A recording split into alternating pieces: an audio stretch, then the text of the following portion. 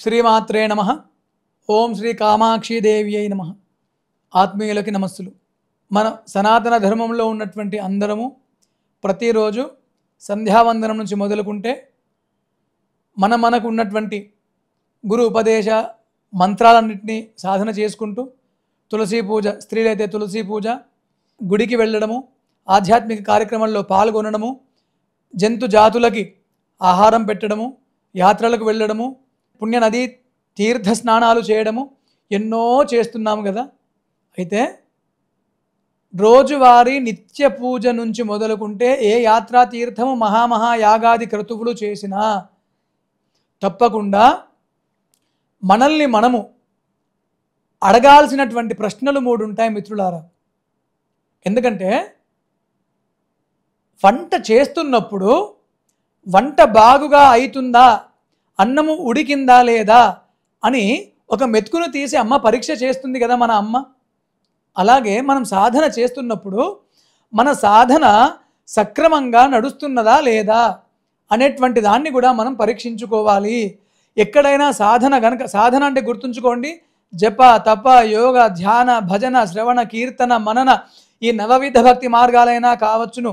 ఏ సాధన అయినా సరే, ధ్యానము, యోగం ఏదైనా సరే, సాధన సరిగ్గా కొనసాగుతున్నదా లేదా అనేటువంటి విషయాన్ని మధ్యలో మనం గమనించుకోవాలి. మనకు అర్థం కాని పక్షములో గురువుల యొక్క సలహాను తీసుకోవాలి. అందుకోసమే ఈ ఎపిసోడ్ చేయడం జరుగుతుంది. మన సాధన సక్రమంగా కొనసాగుతుందా, ఎలా తెలుసుకోవాలి అనేటువంటి అంశం పైన మాట్లాడుతున్నాం.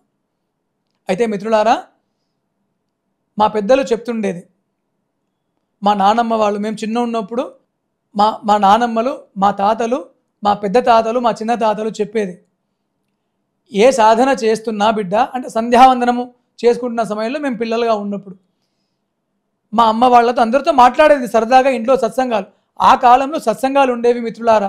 4 కుటుంబ సభ్యులు, 4 కుటుంబాలు ఒక దగ్గర కూర్చొని చక్కటి సాయంకాలము ధార్మిక పరమైన విషయాలు మాట్లాడుకునేది. ఇవాళ అట్లాంటి సత్సంగాలు ఉంటే బాగుండేది.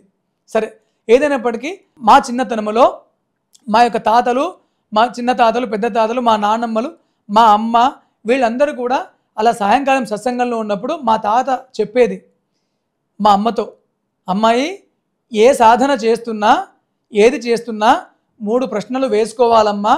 ఈ 3 ప్రశ్నలు వేసుకొని మన సాధనను మనం పరీక్షించుకోవాలి, లేదా గురువుల దగ్గర తెలుసుకోవాలి అని చెప్పేది.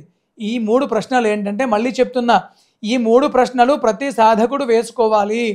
అంటే నిత్య పూజ చేస్తున్న దగ్గర నుంచి మొదలుకుంటే, మనము అతిథి మర్యాద చేసిన తర్వాత అయినా, రోజువారీ తులసి పూజ అయినా సరే, తీర్థక్షేత్రాల దర్శనమైనా సరే, ఏ ఉపాసన చేయనియండి గాక. మొదటి ప్రశ్న, మనస్సు పులకరించిందా? రెండవ ప్రశ్న, తనువు పరవశించిందా? మూడవ ప్రశ్న, తాదాత్మ్యము చెందినామా? ఈ 3 ప్రశ్నలు వేసుకోవాలి మిత్రులారా.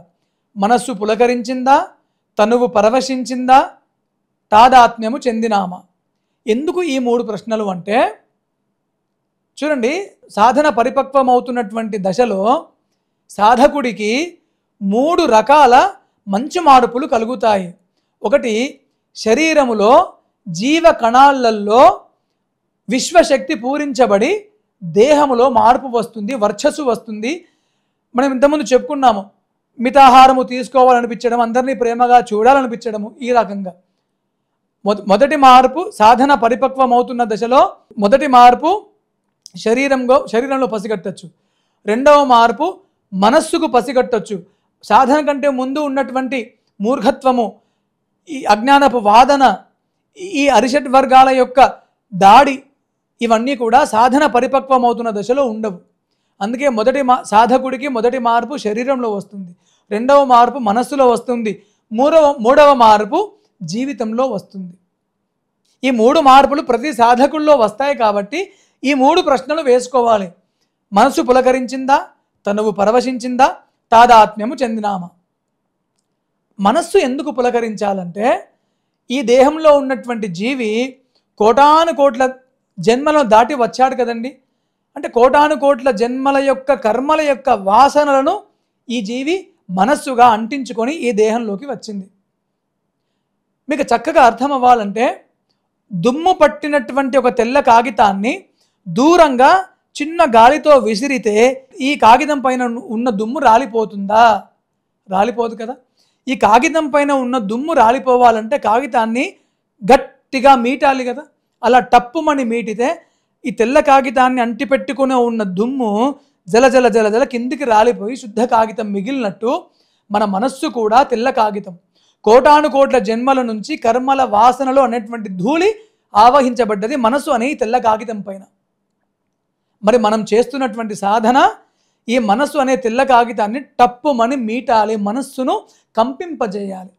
అప్పుడు జన్మల వాసనలు వెళ్ళిపోయి, ఎలాగైతే రాయి తగిలిన తేనె తిట్ట మీద నుంచి ఈగలు వెళ్ళిపోయి తేనె స్రవించినట్టు మన మనస్సు అనేటువంటి ఈ తెల్ల కాగితానికి కోట్ల జన్మల వాసనలు అనేటువంటి ధూళి సాధన తాకిడి వల్ల ధూళి జారిపోయి పరిశుద్ధ మనసు మిగులుతుంది. దాన్నే శుద్ధ సాత్వికము అంటారు. అందుకే మనస్సు పులకరించిందా మొదటి ప్రశ్న. రెండవది తనువు పరవశించిందా. విశ్వశక్తి తాకిడి మన దేహంలోకి ప్రవేశించి మన దేహంలో ఉన్నటువంటి చక్రాలు వికసనం అవుతూ ఉంటే దేహములో ఒక తెలివని ఆధ్యాత్మిక కంపనాలు మొదలవుతాయండి. వాటిని గ్రహించాలి. అందుకే తనువు పరవశించిందా. మూడవది తాదాత్మ్యము చెందినామా. అంటే అమ్మ నామము చేసేవాడు అమ్మ అమ్మ అమ్మ అంటూ అమ్మ అయిపోవాలి. నా రుద్రో రుద్రమర్చయేత్ అనే శాస్త్ర వచనం ఉన్నది. రుద్రుడు కానివాడు రుద్రుడిని పూజించలేడు అని. అట్లా నేను విష్ణువుని పూజిస్తే విష్ణువు అవ్వడమే పరమావధి, తర్వాత బ్రాహ్మీ స్థితిని పొందడం పరమావధి. అందుకే తాదాత్మ్యము చెందాలి. ఒక జపము చేస్తున్నప్పుడు వేలు మీద నుంచి జపమాల ఆడుతున్నది, నాలుక పైన లేదా నోటిలో జపం ఆడుతున్నది, మనసు ఇంకేదో ఆలోచిస్తున్నది. ఈ మూడిటికి ఏకీకృతము లేదు అంటే ఇట్లా జపసిద్ధి కలగదు కదా. తాదాత్మ్యం అవ్వాలి మనము. ఎలాగైతే ఒక మంచు గరిటతో నీళ్లను కలుపుతూ కలుపుతూ కలుపుతూ ఉంటే ఏమవుతుంది? ఇది మంచు గరిట కదా. ఈ మంచు గరిటతో నీళ్లను కలపగా కలపగా కలపగా ఈ మంచు గరిట కూడా నీళ్లుగా మారినట్లు సాధన చేస్తున్నవాడు సాధన చేస్తూ చేస్తూ ఉండగా సాధన యొక్క లక్ష్యం ఏదైతే పరమాత్మ స్థితి ఉందో సాధకుడు కూడా ఆ యొక్క పరమాత్మ స్థితిలో లయం అవ్వడమే తాదాత్మ్యము. అందుకే ఈ మూడు ప్రశ్నలు వేసుకోవాలి, సాధనను పరీక్షించుకోవాలి. మనకు అర్థం కాకుంటే కనుక గురువుల వద్దకు వెళ్ళి సాధన యొక్క కాలములో మన అనుభవాలను గురువు ముందర పంచుకోవాలి. తప్పు ఒప్పు ఏదైనా ఉంటే గురువు వాళ్ళ యొక్క దివ్య నేత్రం ద్వారా చూసి మనల్ని మళ్ళీ ఉద్ధరిస్తారండి. అందుకే చాలా సరళంగా మాట్లాడుతున్నా, చాలా చిన్న ప్రశ్నలు. ఇవాళ గుడికి వెళ్ళాం, ఈరోజు సామూహికంగా శ్రీ లలితా సహస్రనామాలు శ్రీ విష్ణు సహస్రనామాలు పారాయణం అయ్యింది. అక్కడికి వెళ్ళాను, ఇంటికి వచ్చాను. 3 ప్రశ్నలు. వెళ్ళక ముందు ఏ విధంగా ఉన్నాను, వెళ్ళి వచ్చిన తర్వాత ఏ చిన్న మనశ్శాంతినైనా ఏ చిన్న మార్పునైనా గమనించానా అని పరీక్షించుకోవాలి. ఈ 3 ప్రశ్నలతో మనస్సు పులకరించిందా, తనువు పరవశించిందా, తాదాత్మ్యము చెందినామా. అంతే. ఈ 3 ప్రశ్నలకు టిక్ మార్క్ పడిందా, సాధన సంపూర్తి. చాలా చిన్న ప్రశ్నలండి, కానీ గొప్ప ప్రయోజనకారి అయినటువంటి ప్రశ్నల యొక్క సమూహం ఇది. కాబట్టి మిత్రులారా, అందరము కూడా మన సాధనల్ని మనం గురువు సన్నిధిలో లేదా ఇలాంటి చిన్న చిన్న స్వీయ పరీక్షలలో మన సాధనను పరీక్షించుకొని అందరము సాధనలలో ఉత్తమ శిఖరాలను అధిరోహిస్తామని ఆశిస్తూ సర్వే జనాః సుఖినో భవంతు. మీ శివప్రసాద శాస్త్రి.